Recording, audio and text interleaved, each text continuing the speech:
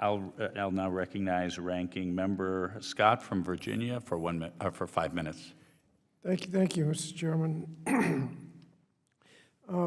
We've heard a lot about the percentage of workers who are covered or participating in plans.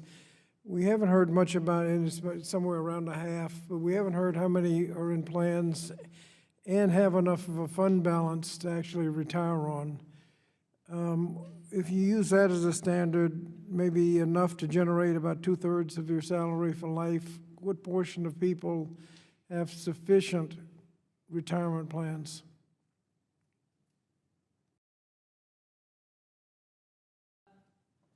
Is that for me? Sure. Yes, okay. I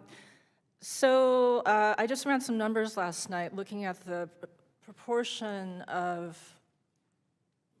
seniors or those approaching retirement who have an account balance of more than 100,000. Let's say it this way: among people approaching retirement, about 75% have a balance less than 100,000.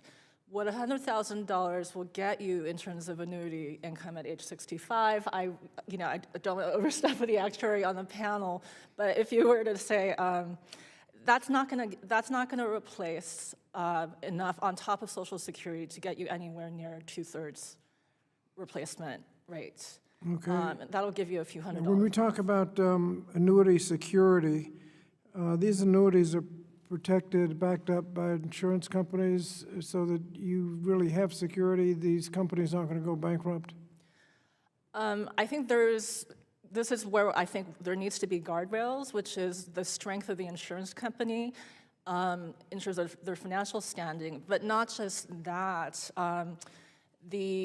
Right now, the insurance companies are backed by state guarantee associations, and those also have a lot of differences in terms of how much of the promised benefits are protected. So I do think that in that regard, Congress would need to set some standards in terms of not only— That's something we need to look into. Yes, yes. Okay, now, obviously, benefits of annuity are stronger than, people would rather have the guaranteed income than no guaranteed income. But the chairman just mentioned the little fly in the ointment. You pay more for annuities, significantly more. And we had one suggestion that you ought to be able to start investing in annuities from the beginning and presumably be paying higher fees all the way along. That doesn't seem like a good idea. But how do we compare apples and apples so that we know if you've got a retirement fund, how is that comparable? What do you get in terms of annuity? And I think you were just talking about, can you do as well just leaving it in there and taking out a little bit? And I think this is where I raise the issue. There are so many different kinds of annuities. There are good products that are more transparent in pricing, and there are other ones where it can often be hard to tell how much upside you're giving up. And there just needs to be stronger standards in that regard.